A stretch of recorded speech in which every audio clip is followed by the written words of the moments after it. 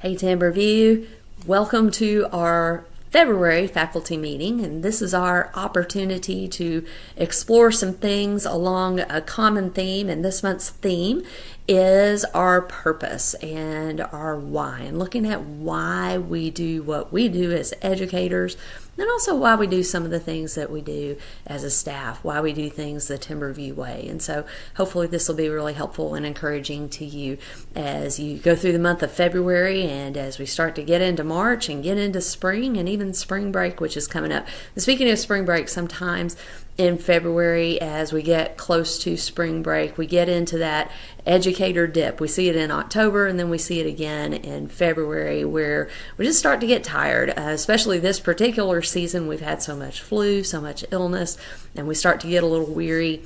And a person I consider a friend and a mentor and used to be my supervisor, Dan Manning, recently wrote an article that I found really interesting, and he was talking about connecting with your meaning and connecting with your purpose. And he said one of the reasons that sometimes as staffs we get into that February lull or that October lull is that sometimes we don't attach our work to meaning, or we don't attach the things that we do to realize that what we do is meaningful.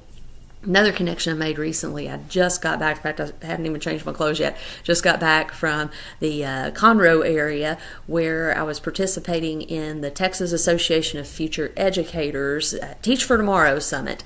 And one of the things that I got to do there was judge a contest on job interviews for teachers. So we had high school students who were members of TAFE, the Future Educators Association, coming in and participating at the state level in a contest to see who could do the best interview for a teaching job.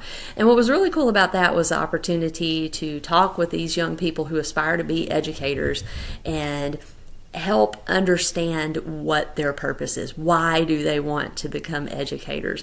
For some, it was really easy to connect with their purpose. For others, we had to do a little pulling to get it out of them. But I thought it was really interesting to reflect with those future educators and see why is it that they want to work with kids every day. So I challenge you to think about, as we go through this month's faculty meeting and as we go on throughout the rest of the school year, think about why it is you do what you do, why it is you got into education in the first place, and why is it that you came to Timberview Middle School, because we're a pretty special place and we have a pretty special sense of purpose of our own.